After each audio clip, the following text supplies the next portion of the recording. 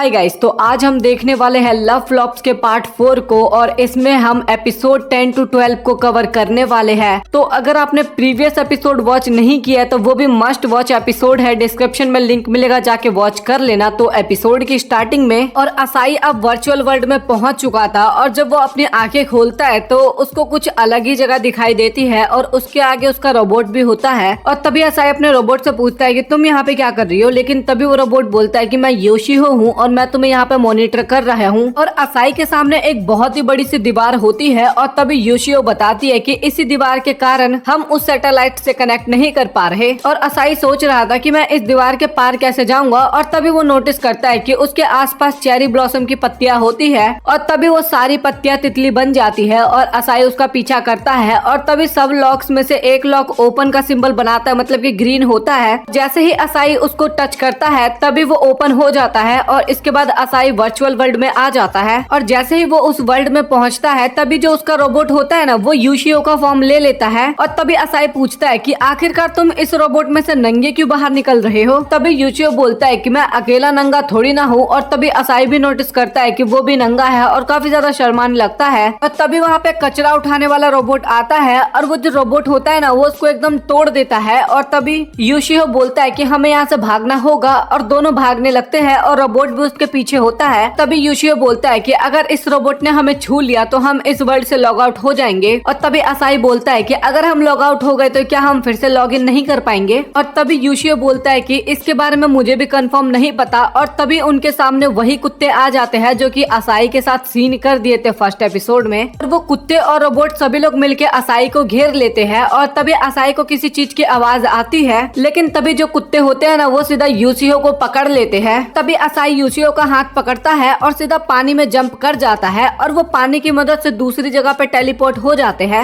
और वहाँ पे जैसे ही असाई अपनी आंखें खोलता है तो उसके आंख के सामने एमेलिया, एलिना, कैरन और मुफा होती है। बट वो चारों लड़कियां उन दोनों को नंगा देख के काफी ज्यादा शर्मा जाती है और दोनों को वहीं पे कूट देती है। तभी योशियो जो होता है वो उल्टी सीधी हरकतें करने लगता है और उसके मुंह में से कुछ अजीब सी चीजें बाहर निकलती है। और ये देख के वो सभी लोग वहाँ पे काफी ज्यादा हैरान होते हैं। और इसके बाद योशियो का क्या हुआ उसका तो बिल्कुल भी नहीं पता, बट वो जो अंडे जैसी चीज होती है ना, वो फूट जाती है और उसमें से वही टेडी बाहर निकलता है। एलिना और अमेलिया उस टेडी के साथ खेलने लगती है और तभी जो मुफा होती है वो असाई का हाथ पकड़ते हुए बोलती है, यहाँ पे आने के लिए तुम्हारा शुक्रिया और मैं तुमसे काफी टाइम से मिलना चाहती थी। और तभी उसके पास और भी बाकी लड़कियां आ जाती है। तभी सभी लड़कियां असाई का हाथ पकड़ने लगती है और तभी जो रोबोट होता है ना, वो बोलता है कि अभी ये सब करने का वक्त नहीं है, अभी हमें वो काम कंप्लीट करना है। और तभी हमें पता लगता है जो योशियो है ना, उसने अभी एक रोबोट का रूप ले लिया है। तभी वो रोबोट बोलती है कि एक छोटी सी प्रॉब्लम हो गई है। और तभी वो लड़कियां बोलती है आवी के अंदर आई प्रेजेंट कर चुकी है। और वो बोलती है कि हमें भी थोड़े बहुत फ्लैशबैक आते थे आई के और आवी असाई से मिलना चाहती है, बट आई ऐसा नहीं चाहती। और तभी कैरन बोलती है कि असाई तुम्हें उनसे मिलके ये सब चीज ठीक करना पड़ेगा। और तभी जो योशियो होती है वो बोलती है कि इसमें अभी भी 2 प्रॉब्लम है। और तभी मुफा पहली प्रॉब्लम बताती है कि अगर हम इस प्रोग्राम से बाहर हो गए तो हमारे जो ये वर्चुअल रूप है ये एकदम डिलीट हो जाएंगे। और दूसरी प्रॉब्लम योशियो बताती है इरेजर प्रॉब्लम। कंपनी ने इसके अंदर एक ऐसा प्रोग्राम एक्टिवेट किया है जिसकी मदद से सभी डाटा एकदम इरेज हो जाएगा और अगर उसने हमें पकड़ लिया तो हमारा भी सारा डाटा डिलीट हो जाएगा। और ये सुनने के बाद वो लड़कियां काफी हैरान होती है। और तभी मुफा पूछती है कि क्या होगा अगर उस प्रोग्राम ने असाई को पकड़ लिया। और तभी योशियो बताती है कि ऐसा होने पे असाई का दिमाग एकदम खत्म हो जाएगा। और इसके बाद असाई थोड़ा घबरा जाता है, लेकिन योशियो बोलती है कि इससे तुम्हें कुछ ज्यादा प्रॉब्लम नहीं होने वाला। तभी अमेलिया बताती है कि इस वक्त आवी यहीं पे है जो इस वर्ल्ड का सेंट्रल एरिया है, बट उसके चारों ओर एक बहुत ही स्ट्रॉन्ग प्रोटेक्शन है। और अगर हमें आवी के पास पहुंचना है तो हमें इस प्रोटेक्शन को तोड़ना होगा। पर यहाँ पे एक वीआर रास्ता भी है और ये शायद हमारे लिए आवी ने बनाया होगा।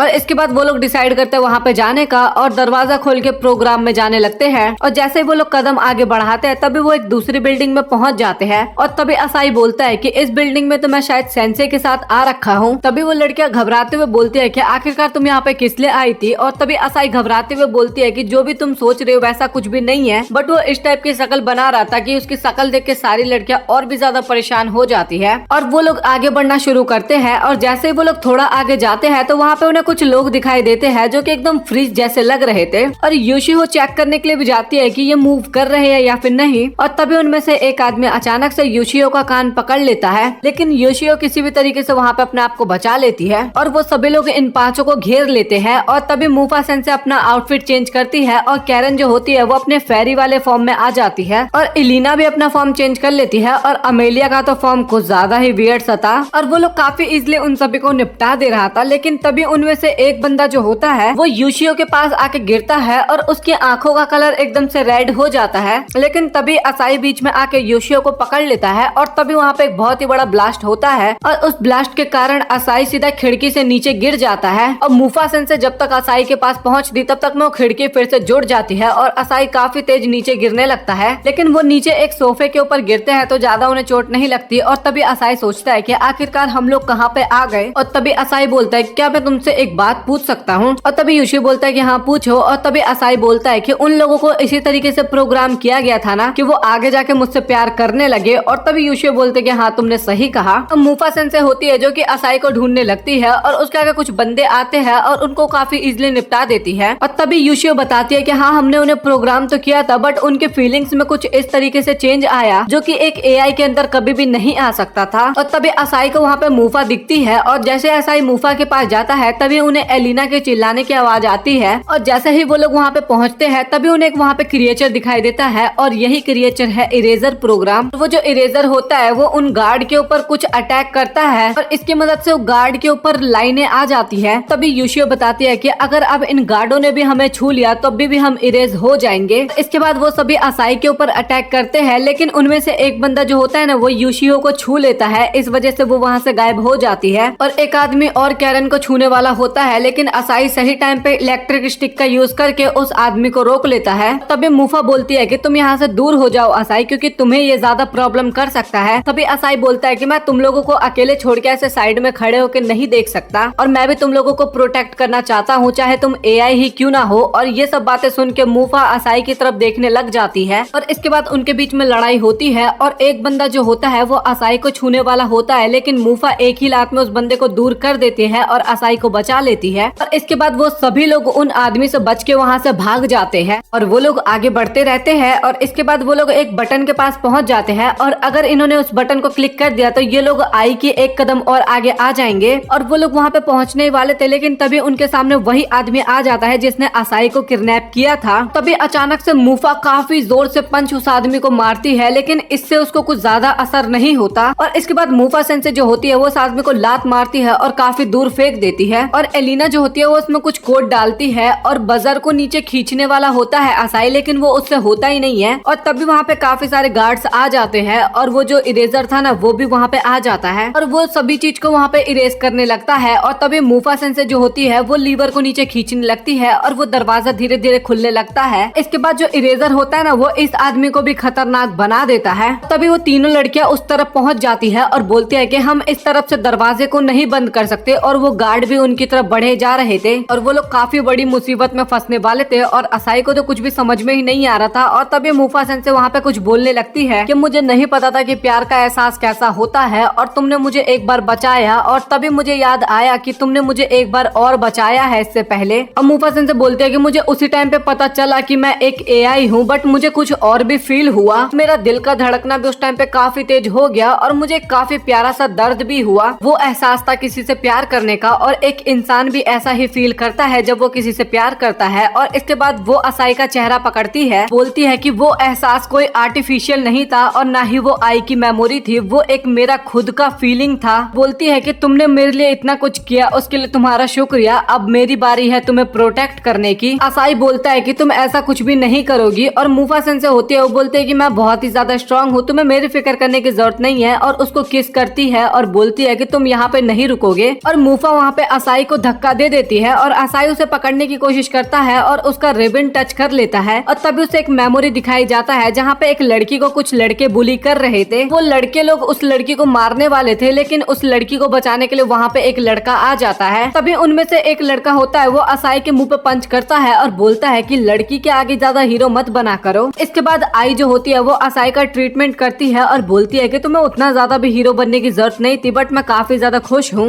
और जिस तरीके से आई मुस्कुरा रही थी वैसे ही मूफा भी मुस्कुराती है और असाई जो होता है वो मूफा को उसके नाम से बुलाता है और मूफा उसके लिए थैंक यू भी बोलती है। अब मूफा उसे आई लव यू भी बोलती है और इसके बाद असाई दूसरी ओर आ जाता है और वो दरवाजा भी बंद हो जाता है और मूफा सेंसे उस रिमोट को भी तोड़ देती है और इसके बाद वो उन सभी से लड़ने के लिए जाती है। मूफा बोलती है कि तुम्हारा शुक्रिया असाई, मुझे प्यार का एहसास करवाने के लिए, और इसके बाद वो वहाँ पे सभी को हरा देती है। जो असाई के हाथ में रिबन होता है ना, वो भी धीरे धीरे गायब होने लगता है। वहाँ पे असाई भी काफी ज्यादा इमोशनल होता है और असाई के साथ वो लड़कियां भी काफी ज्यादा इमोशनल हो जाती है। और फिर हमें यूचिहो दिखाई जाती है जो कि वर्चुअल वर्ल्ड में लॉगिन करने की कोशिश कर रही थी बट वो नहीं कर पाती, और तभी उसके पास युबुकाता आती है। वो उसकी मदद करने के लिए आई थी और वो दोनों लैब में आते हैं और युबुकाता को आइजावा की लैब काफी ज्यादा पसंद आती है और वो बताती है कि वो अब वर्चुअल वर्ल्ड में टेलीपोर्ट नहीं कर पा रही और वो मूफा सेंसे के स्क्रीन पे डिलीट लिखा हुआ देख रही थी और इससे उसे पता लग जाता है कि अब मूफा सेंसे नहीं रही। और तभी यूशियो बोलती है कि अभी हम एक चीज कर सकते हैं और इसमें मुझे तुम्हारी मदद चाहिए। और तभी युबुकाता बोलती है कि हाँ, मैं इसीलिए तो यहाँ पे आई हूँ। और इसके बाद हमें असाई दिखाया जाता है जो कि काफी ज्यादा इमोशनल होता है और एलिना और इलिया भी काफी ज्यादा इमोशनल होते हैं। लेकिन कैरन बोलती है कि उसको ये सब नहीं करना चाहिए था, उसको इस तरफ आ जाना चाहिए था। वो अपने आप को कुछ ज्यादा ही स्ट्रॉन्ग दिखाने की कोशिश कर रही है और मुझे ये समझ में नहीं आ रहा कि उसने ये क्यों बोला कि इस बार मेरी बारी है तुम्हें प्रोटेक्ट करने की। और वो कुछ ज्यादा स्ट्रॉन्ग भी बन रही थी और वो एक नंबर की बेवकूफ है और ऐसा बोलते बोलते वो भी काफी ज्यादा इमोशनल होती है और रोने लगती है। तभी असाई बोलता है कि अभी मेरे पास इन सब चीजों का टाइम नहीं है, तो चलो आगे बढ़ते हैं। तभी कैरन बोलती है कि मूफा सेंसे गायब हो चुकी है, तुम इतना पत्थर दिल कैसे हो सकती हो। और तभी असाई बोलता है कि मुझे मूफा ने ही बोला था कि तुम्हें आगे बढ़ते रहना होगा।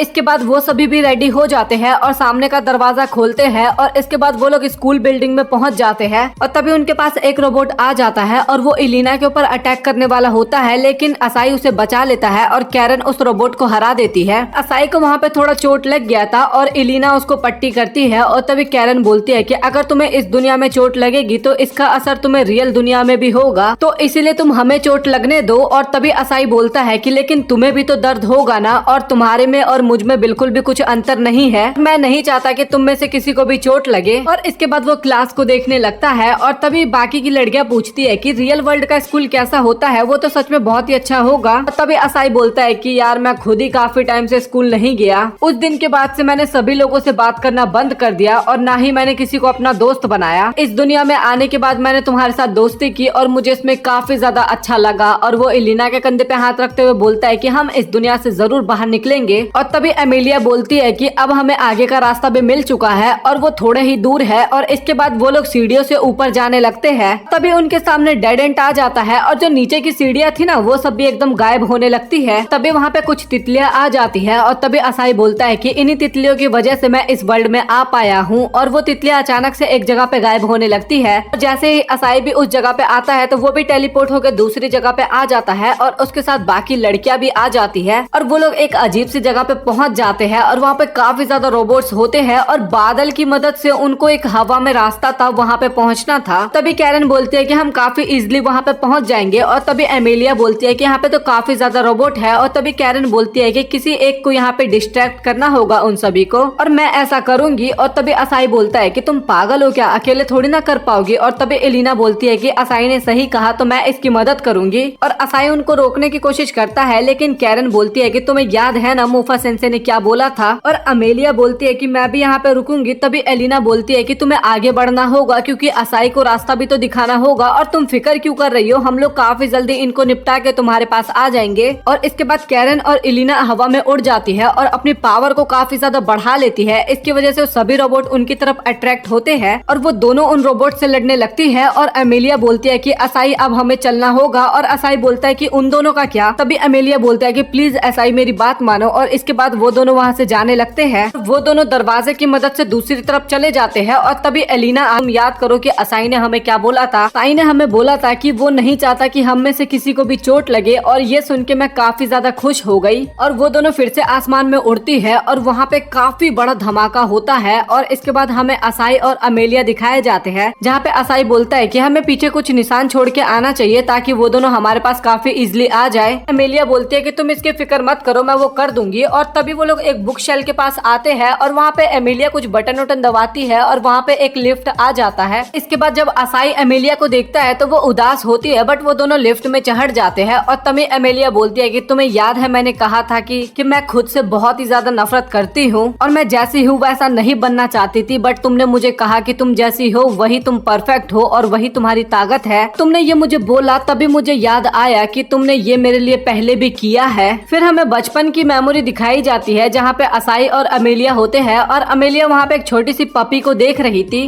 और वो अमेलिया आई दोनों कुछ भी मान सकते हो। और तभी वो बोलती है कि तुम्हें क्या लगता है असाई, क्या इस कुत्ते को भगा दिया गया है उसके घर से? असाई बोलता है कि ऐसा नहीं है, ये बस खो गया है। और इसके बाद आई जब उस पपी को अपने घर पे लेके आती है तो उसके पापा काफी ज्यादा उसे डांटते हैं। फिर भी आई बोलती है कि मैं इस पपी को अकेला नहीं छोड़ूंगी। और तभी उसके पापा बोलते हैं कि जब इसका ओनर इसे लेने के लिए आएगा तब तुम रोएगी तो नहीं ना? आई बोलती है कि मैं वादा करती हूँ कि मैं बिल्कुल भी नहीं रोऊंगी। और इसके बाद उसके फादर मान जाते हैं उसको रखने के लिए और वो उसके साथ काफी ज्यादा वक्त बिताने लगी थी, उसको खिलाती थी, उसके साथ सोती थी। और एक दिन उसकी ओनर आ गई और उस पपी को लेके चली गई और एमेलिया वहाँ पे हंसती ही बोलती है कि चलो अच्छा ही हुआ वो चली गई। और उसको हंसते हुए देख उसके फादर भी खुश होते हैं। और तभी असाई आई के सर पे अपना हाथ रखते हुए बोलता है कि तुमने बहुत ही अच्छा काम किया। और असाई को देख के आई काफी ज्यादा रोने लगती है और वही मेमोरी एमेलिया ने देखी थी और उसी मेमोरी के बाद एमेलिया को प्यार का एहसास हुआ। हमें एलिना और कैरन दिखाए जाते हैं जो कि काफी ज्यादा थक चुके थे। और तभी एलिना बोलती है कि कैरन तुम्हें प्यार का एहसास कब हुआ था? और तभी कैरन बताती है ये तब की बात है जब उसने असाई के साथ मिलके इस दुनिया को बचाया था। और तभी वहाँ पे असाई का चेहरा देखने के बाद मुझे एक फ्लैश गले लगाया और उसका मैंने जब चेहरा देखा तभी मुझे एक मेमोरी याद आई। और जब वो छोटी थी तो उसके बर्थडे वाले दिन भी उसके पापा छुट्टी नहीं लेते थे और काफी देर से घर पे आते थे। और उसके बर्थडे का टाइम निकल चुका था और उसके पापा बोलते हैं कि मुझे माफ कर देना आई, क्योंकि एक अर्जेंट मीटिंग आ गई थी। वहाँ पे आई काफी ज्यादा गुस्सा हो जाती है, इस कारण वो घर से भाग जाती है। वहाँ पे काफी ज्यादा बारिश भी हो रही थी। तभी हम आई को पार्क में देखते हैं और वो काफी ज्यादा डरी हुई भी थी। और तभी वहाँ पे असाई आता है और वो बोलता है कि तुम्हारे पापा तुम्हें ढूंढ रहे थे और उन्हें काफी ज्यादा तुम्हारी चिंता भी हो रही थी। और आई जाने के लिए मना कर देती है। और तभी असाई भी वहाँ पे बैठ जाता है और बोलता है कि तुम अकेले रुको, इससे अच्छा मैं भी यहाँ पे रुक जाता हूँ। और तभी आई को वहाँ पे छींक आता है और तभी असाई उसके क्लोज आ जाता है और बोल देता है कि अगर हम ऐसे ही क्लोज रहेंगे तो हमें ठंड नहीं लगेगी। और इस पल में एलिना को असाई से प्यार हुआ था। और तभी वो सभी रोबोट उन्हें देख लेते हैं और उनकी तरफ बढ़ने लगते हैं और वो दोनों काफी ज्यादा मुस्कुराते हैं और अपनी सारी फीलिंग्स को असाई को सेंड कर देते हैं और बोलते हैं कि ये आखिरी चीज है जो हम तुम्हारे लिए कर सकते हैं। और इसके बाद वो सभी लोग कैरन और एलिना पे अटैक करते हैं और इसके बाद असाई और अमेलिया दिखाए जाते हैं। तभी वहाँ पे अमेलिया को कुछ एहसास होता है और असाई बोलता है कि क्या हुआ तुम्हें आखिरकार? और तभी अमेलिया एक चीज दिखाते हुए बोलती है कि तुम्हें ये याद है, ये मेरे लिए काफी ज्यादा इम्पोर्टेंट है। और इसके बाद ये चीज वो असाई को दे देती है और बोलती है कि मैंने तुमसे प्यार किया, मुझे इसका बिल्कुल भी पछतावा नहीं है। और जब से मैं तुमसे मिली मुझे काफी सारी चीजों का ज्ञान हुआ और मुझे काफी सारी फीलिंग्स का भी ज्ञान हुआ, कुछ प्यार भरी, कुछ गुस्से वाली, कुछ जेलस वाली। और मुझे काफी अच्छा लगा इन सभी से। और जब मैं अपने आप के बारे में सोचती हूँ तो मुझे एहसास होता है कि मैंने ये लाइफ काफी अच्छे से बिताई और तुम्हारे साथ काफी ज्यादा खुश थी। मैं अकेले ही ये फीलिंग्स नहीं सोचती, मेरे अलावा सभी लोग यही फीलिंग्स सोचते होंगे। तभी असाई बोलता है कि आखिरकार तुम बोलना क्या चाह रही हो? और तभी वहाँ पे दो बटरफ्लाई आते हैं और वो दोनों गायब हो जाते हैं। और तभी अमेलिया बताती है कि यही वो आखिरी रास्ता है और आई और आओवी तुम्हारा वेट कर रही है वहाँ पे। और तभी असाई बोलता है कि हमें यहाँ पे एलिना और कैरन का भी वेट करना है। और तभी वो देखता है कि काफी सारे रोबोट्स वहाँ पे आ गए हैं। और अमेलिया बोलती है कि मुझे माफ करना, मैं और आगे नहीं जा सकती तुम्हारे साथ। और असाई वहाँ पे काफी ज्यादा उदास होते हुए बोलता है लेकिन हमने तो प्रॉमिस किया था ना। और तभी वो अपना हेलमेट उतारती है और उसमें से कैरन की आवाज आती है और उसमें से आवाज आती है कि मैं सच बताऊं तो तुम्हें एक बात नहीं बता पाई। और सच तो ये है कि मुझे फर्क नहीं पड़ता कि रियल वर्ल्ड में क्या होता है, ना ही मुझे इस दुनिया से कोई फर्क पड़ता है जब तक तुम्हारे चेहरे पर एक मुस्कुराहट रहती है। बस मुझे यही चीजें एक सुकून देती है। और तुम्हें याद है तुमने मुझे कहा था कि अपने आप की वैल्यू करो, मैं भी तुम्हारे लिए सेम चीज यही विश करती हूँ। तो इसीलिए तुम जिस वर्ल्ड में भी रहो बस अपने लोगों को अपने करीब रखना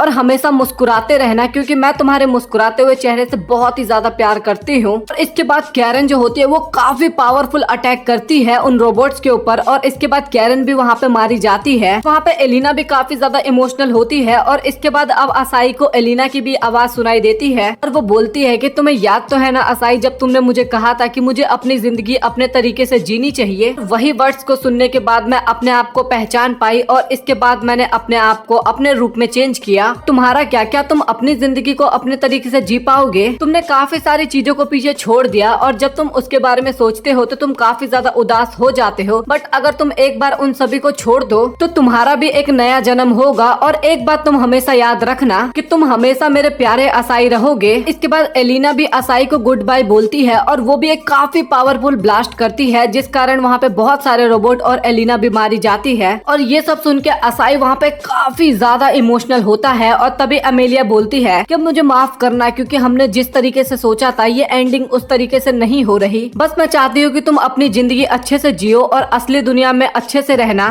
वो सभी रोबोट छत को तोड़ के उनकी तरफ आने लगते हैं और तभी अमेलिया बोलती है कि ये मेरी ख्वाहिश है असाई कि तुम अपनी लाइफ काफी अच्छे से जियो। इतना कंफर्म हूँ कि ये केवल मेरी ही ख्वाहिश नहीं, ये सभी की ख्वाहिश होगी कि तुम अच्छे से अपनी लाइफ को जियो। और इसके बाद अमेलिया असाई को किस करती है और बोलती है कि आगे बढ़ने से कभी डरना मत, और ये बात कभी मत भूलना कि जो दुनिया तुम्हारे आसपास है उसकी जगह कोई भी नहीं ले सकता। और मैं बहुत ही ज्यादा खुश हूँ कि मुझे तुमसे मिलने का मौका मिला। और वो रोबोट भी काफी ज्यादा क्लोज आने लगते हैं। और इसके बाद अमेलिया अपनी बुक को बंद कर देती है और इसके बाद असाई के नीचे एक पोर्टल बन जाता है, या फिर आपको एक दरवाजा खुल जाता है। अमेलिया जो होती है वो असाई को जाते हुए देख काफी ज्यादा मुस्कुराती है और उसकी आंखों में से आंसू भी आते हैं और इसके बाद वो दरवाजा भी बंद हो जाता है। फिर इसके बाद असाई हमें एक फॉरेस्ट में दिखाया जाता है जो कि काफी ज्यादा रोता है, बट वो अपने आंसू को पोंछ के आगे की तरफ चलने लगता है और उसे तभी वहाँ पे आवी दिखाई देती है और आवी वहाँ पे असाई से माफी मांगती है अब तक जो भी कुछ हुआ उसके लिए। और असाई बोलता है कि मैं काफी खुश हूँ तुम्हें देख के। तभी असाई बोलता है कि आई कहाँ पे है, और तभी आवी बोलती है कि यहाँ पे, अपने दिल की तरफ इशारा करते हुए बोलती है। तभी असाई बोलता है कि मैं उससे मिलना चाहता हूँ और तभी आवी जो होती है वो असाई को अपने सीने से लगा लेती है। और यहाँ पे असाई जो होता है वो आई की दुनिया में आ जाता है और वहाँ पे असाई बैठा होता है और तभी आई उसके पास आती है और वो दोनों ही मिडिल स्कूल से अब ग्रेजुएट होने वाले थे। तभी आई बोलता है कि अब सभी लोग अपनी अलग अलग दुनिया में व्यस्त हो जाएंगे और क्या तुम इससे दुखी नहीं हो। और तभी आई बोलती है कि हाँ मैं दुखी हूँ, बट मेरे साथ तुम हो और जब तक तुम मेरे साथ हो तब तक मुझे कोई प्रॉब्लम नहीं है। और इसके बाद वो दोनों मॉल में जाता है शॉपिंग करने के लिए और आई को वहाँ पे एक लॉकेट पसंद आता है, बट वो उसे नहीं खरीद पाती क्योंकि उसके पास पैसे नहीं होते। उसके बाद वो दोनों बाहर आ जाते हैं और तभी असाई बोलता है कि मुझे माफ करना, मुझे बाथरूम जाना है। और इसके बाद वो अंदर जाता है और एक थैली लेके आता है जो कि वो आई को देता है और आई उस थैली को खोलती है तो उसमें वही लॉकेट होता है जो कि आई को पसंद आया था। और तभी असाई बोलता है कि ये मेरी तरफ से क्रिसमस प्रेजेंट है तुम्हारे लिए। तभी आई बोलती है कि प्लीज तुम इसे मुझे पहना दो और असाई ऐसा ही करता है, उसे वो लॉकेट पहना देता है। और तभी आई बोलती है कि कैसा लग रहा है और असाई बोलता है कि बहुत ही ज्यादा अच्छा लग रहा है। वो काफी ज्यादा शर्माने भी लगता है, लेकिन तभी आई को वहाँ पे अचानक से चक्कर आने लगते हैं और आई बोलता है कि तुम ठीक तो हो ना। असाई बोलते है कि हाँ मैं ठीक हूँ और वो दोनों वहाँ से जाने लगते हैं। लेकिन आई सोचती है कि आखिरकार अभी मुझे क्या हुआ था। और हमें आई दिखाई जाती है जो कि बिस्तर पे लेटी होती है, बट उसको अच्छा नहीं लग रहा था। और तभी उसके फादर आते हैं और इसके बाद वो खाना निकालने के लिए जाती है, बट उसको फिर से दोबारा चक्कर आते हैं और वो फिर से हिलने लगती है। और तभी उसके फादर पूछते हैं कि तुम ठीक तो हो ना। आई बोलते है कि हाँ मैं एकदम ठीक हूँ, लेकिन वो इसके बाद वहाँ पे तभी नीचे गिर जाती है। और इसके बाद हम हॉस्पिटल का सीन दिखाया जाता है जहाँ पे डॉक्टर बोलता है कि ये एक बहुत ही ज्यादा एडवांस बीमारी है और मुझे नहीं लगता कि आपकी बेटी के पास अब ज्यादा वक्त है। उसकी बातें सुन के उसके पापा काफी ज्यादा पैनिक होने लगते हैं। तभी उसके फादर बोलते हैं कि इसके पास और कितना वक्त है। और तभी डॉक्टर बोलते हैं कि शायद ये स्प्रिंग भी नहीं देख पाएगी। और इसके बाद उसके फादर काफी ज्यादा निराश होते हैं और आई बोलती है कि पापा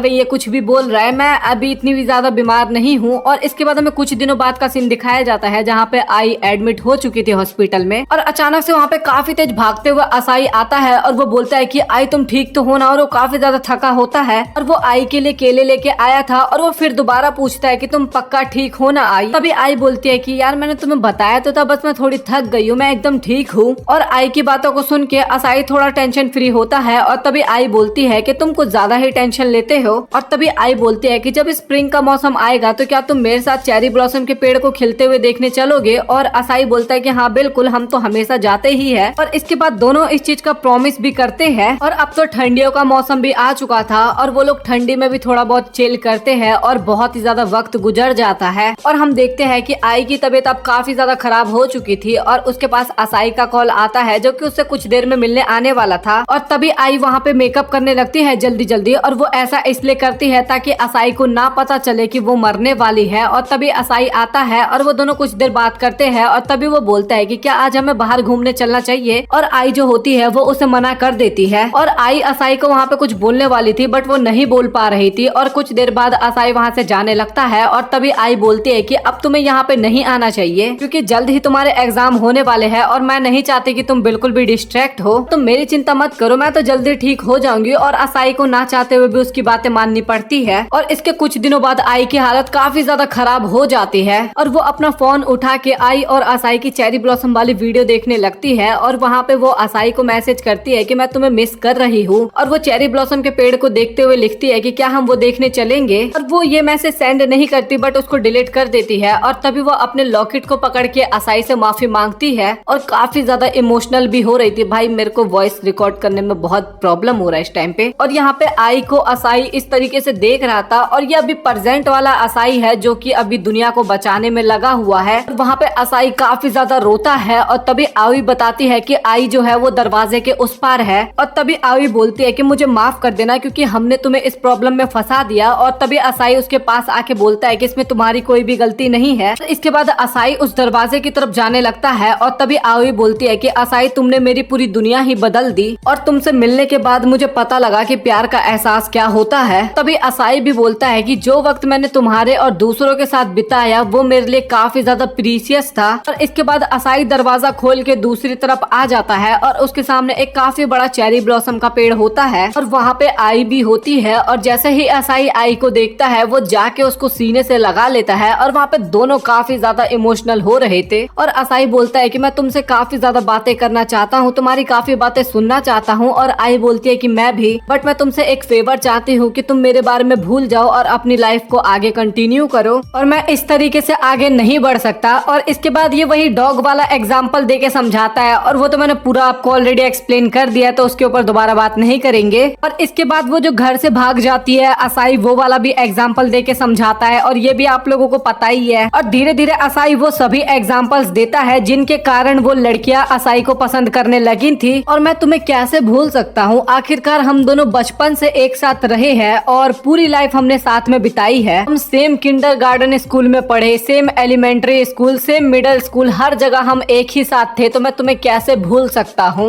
और आई बोलती है लेकिन फिर भी तुम्हें मुझे भूलना होगा क्योंकि तुम्हारा एक फ्यूचर है। और असाई बोलता है कि हाँ मैंने भी यही सोचा था कि मैं तुम्हें भूल जाऊंगा, लेकिन मेरे से ये नहीं हो पाया। और असाई बोलता है कि जब तुम हॉस्पिटल में थी तब भी मैं केवल भागता ही रहा और तुम भी यही करती रही, बट हमें उस पल में एक साथ रहना चाहिए था। हर सुख और दुख में हमें एक साथ रहना चाहिए था। जो भी पल है हमारे पास उन सभी पलों में हमें एक साथ रहना चाहिए था। और उन पांचों ने मुझे यही सिखाया कि जो भी पल हमने एक साथ बिताया वो सभी दुख से ज्यादा खुशी के पल थे। और मैं तुमसे प्यार करता हूँ, जब से हम बच्चे थे मैं तब से तुमसे प्यार करता हूँ, और ना मैं कभी भूलूंगा तुम्हें और हमेशा प्यार करते ही रहूंगा। और ये मुझे थोड़ा पहले बताना चाहिए था, इसीलिए मैं तुम्हें कभी भी नहीं भूलूंगा और तुम्हारी यादें हमेशा अपने पास रखूंगा। और आई भी बोलती है कि असाई मैं तुम्हारे साथ अपना पूरा जीवन बिताना चाहती थी लेकिन ये पॉसिबल नहीं है। और वो काफी ज्यादा रोने लगती है और असाई के गले लगती है। और इन्हीं सब पलों के कारण मैं तुमसे दूर हो जाना चाहती थी, बट सच तो यही है कि मैं तुम्हारे साथ हमेशा रहना चाहती थी। हर एक पल मैं तुम्हारे साथ अपना बिताना चाहती थी और मैं भी तुमसे काफी ज्यादा प्यार करती हूँ। और आई जैसे ही ये बोलती है ना, उनके चारों तरफ जितना भी ब्लैकनेस था वो सभी एकदम गायब हो जाता है, मतलब कि काला अंधेरा एकदम गायब हो जाता है। और इसके बाद वो चेरी ब्लॉसम पेड़ के नीचे दोनों एक दूसरे को किस करते हैं। और इसी के साथ असाई और आई की दोनों की बचपन की मेमोरीज जितनी भी होती है वो सभी चलने लगती है। और असाई को किस करने के बाद आई काफी ज्यादा ग्लो होने लगती है और बोलती है कि मैं एक कॉन्शियसनेस हूँ और मुझे कभी भी नहीं होना चाहिए था। बताती है कि जब भी मैं तुम्हारे साथ होती थी तो वो मेरी जिंदगी के सबसे खुशी वाले पल थे। इसके बाद आई असाई को अपना लॉकेट दे देती है और बोलती है कि मैं आज बहुत खुश हूँ क्योंकि मेरा सपना आज पूरा हो गया। और तभी असाई को बचपन की मेमोरी याद आती है जिसमें आई ने बोला था कि हम इसी चेरी ब्लॉसम वाले पेड़ के नीचे हमेशा एक साथ आएंगे। और ये बोलने के बाद वो असाई को किस कर लेती है और फाइनली असाई जो होता है वो आई को अलविदा कर देता है। तभी वहाँ पे आओवी आती है और कुछ तितलियां भी उड़ते हुए आती है और इन कलर से एकदम साफ पता लग रहा था कि ये कौन है। वो सभी तितलियां आओवी के हाथ में आती है और वो सभी ग्लो करने लगती है और असाई का जो लॉकेट होता है वो भी एकदम ग्लो करने लगता है। इसके बाद वहाँ पे एक बहुत ही बड़ा सा रोशनी का गोला निकलता है और रियल वर्ल्ड में असाई की आंखें खुलती है। और तभी असाई की आंख खुलती है और उसके हाथ में लॉकेट होता है और यूशिहो जो होती है वो बोलती है कि तुमने बहुत ही अच्छा काम किया। और तभी युबुकाता उन्हें बाहर बुलाती है और बोलती है कि देखो वहाँ पे कुछ आसमान से नीचे गिर रहा है। तभी असाई भी बाहर आ जाता है और तभी योशियो बोलते हैं कि शायद तुम्हें कुछ नीचे पहन लेना चाहिए। और ये देख के युबुकाता भी काफी हैरान होती है और असाई भी सोचता है कि मैं आखिरकार नंगा कैसे हो गया। और इसके बाद असाई हमें स्कूल में दिखाया जाता है और उसके पास एक लड़का और एक लड़की आते हैं और वो दोनों बोलते हैं कि आखिरकार तुम कौन सा क्लब ज्वाइन करने वाले हो। और और असाई भी बोलता है कि मैंने अभी तक ये डिसाइड नहीं किया। और तभी वो लड़का बोलता है कि आज हमारा फर्स्ट डे है कॉलेज में, तो चलो कुछ खाने चलते हैं। और असाई बोलता है कि अभी नहीं, अभी मुझे कुछ काम है। तभी हमें पता लगता है कि जो आओवी होती है उसमें कुछ अपडेट कर दिए जाते हैं, मतलब कि जो एआई होता है ना उसमें कुछ इम्प्रूवमेंट कर दिया जाता है और उनमें अब इमोशंस भी पैदा होने लगे थे। और यूशियो जो होती है वो अब अपनी कंपनी की चीफ बन चुकी थी और वो युबुकाता से एक सवाल पूछती है। वो पूछती है कि एक इंसान होना कैसा होता है, और यहाँ पे युबुकाता को कुछ भी समझ में नहीं आता। और यूशियो बोलते हैं कि चलो छोड़ो इस क्वेश्चन को, क्या तुमने वो काम कर दिया जो मैंने तुम्हें बोला था। इसके बाद असाई जो होता है वो आई की कवर पे जाता है और उसको फूल चढ़ाता है। और इसके बाद वो अपने घर पे जाता है तो उसे 4-4 बॉक्स मिलते हैं। असाई सोचता है कि आखिरकार इन बॉक्स को किसने भेजा होगा, और तभी उसमें से एक हाथ निकलता है और वो लड़की होती है जो कि असाई को गले लगा लेती है, और ये अमेलिया होती है। और तभी एक एक करके सभी बॉक्स में से निकलने लगती है, किसी में से कैरन, एक में से मुफा सेंसे और चौथे में से एलिना,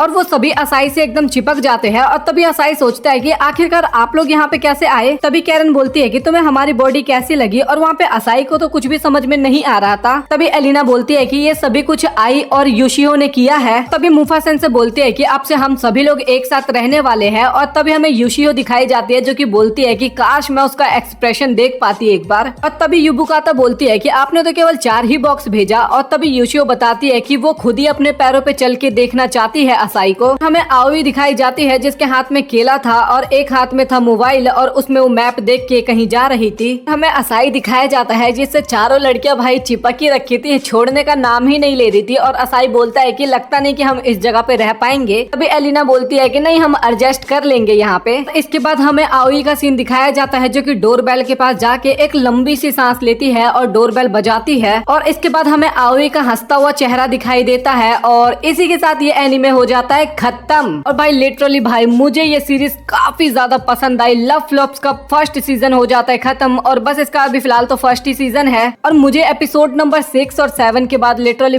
बहुत ही ज्यादा पसंद आई एनीमे, और बहुत ही हार्ड भी था यार एक्सप्लेन करना, क्योंकि एआई में आपको पता है इतने हार्ड नाम थे, बट मैंने ट्राई किया और मुझे इसके इमोशंस काफी ज्यादा पसंद आए। कुछ तो मैं बयां ही नहीं कर पाया, क्योंकि यार मुझे भी रोना आ जा रहा था तो मैं वो बोल ही नहीं पा रहा था, तो मैं कुछ लाइनर्स को कट कर दे रहा था ताकि मुझे उतना ज्यादा इमोशनल फील ना हो। तो भाई बस यही था कुछ एक्सप्लेनेशन। आपको कैसा लगा कमेंट सेक्शन में बताना, और अगर आप लोगों को वीडियो पसंद आया तो प्लीज यार प्लीज इतना सपोर्ट दिखाना कि चैनल को सब्सक्राइब कर लेना। मिलते हैं अगली वीडियो में, तब तक के लिए गुड बाय।